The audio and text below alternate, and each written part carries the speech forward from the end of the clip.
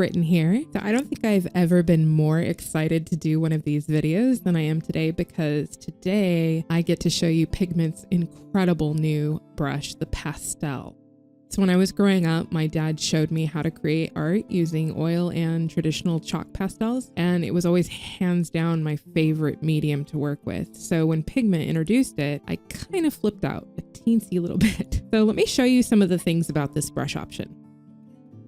In the non-digital world, a paper surface has what's called a tooth. Yeah, like a tooth in your mouth, except that it refers to how much your paper grabs and holds on to the color. So when you're using pastels, this is really relevant because it affects not only the appearance of the strokes, but also the ease of blending and the richness of the colors. And Pigment did a really stunning job of recreating the tooth of real paper in a digital format. See these tiny whitish dots inside the color? That's a result of the quote unquote tooth of the digital paper, if you will. And it can be manipulated by using the brush slider. And a higher number on your slider will show more of this effect, and a smaller brush will be denser and have a more oily look.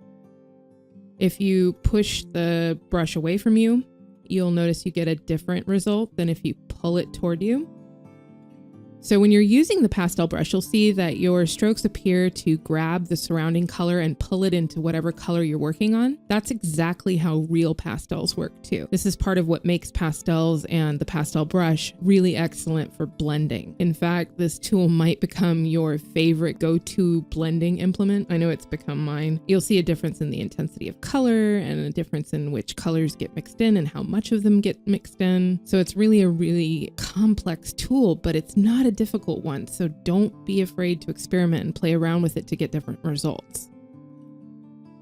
So let's say you want to blend more than one color together. I want to mix yellow, orange, and white, and to blend these strokes together, I'm going to go lightly over them with a combination of straight and circular brush strokes until the colors are mixed to the degree that I want them to be. And another really fantastic thing about this brush, probably my favorite thing about this brush, is that you can use your own picture as almost like a virtual paint palette, and you can mix your own totally new, totally exclusive colors to use in your pictures. And they're colors that won't be available to anyone else but you because you're the one inventing them. It's just literally the most awesome thing ever, and I get excited just talking about it. So watch. I'm gonna go off to the side here, and I'm gonna mix a bunch of random colors together, and then I'm gonna use my color dropper tool to select a totally new color for my mix. And voila, a brand new color no one else has. I can use it anywhere in my picture. It'll get saved to my recent colors. And then when I'm done, I just erase my makeshift palette and I'm ready to mix a new color if I want. How awesome is that? Pastel brush is capable of helping you create richly colored, richly textured pieces full of all of these unique touches with very true to life effects. I've actually never seen a more accurate digital version of a pastel than Pigment, and I just love it. I hope you found this tutorial helpful. If you have ideas for future tutorials, please comment below. This is Britton for Pigment. Thanks for watching.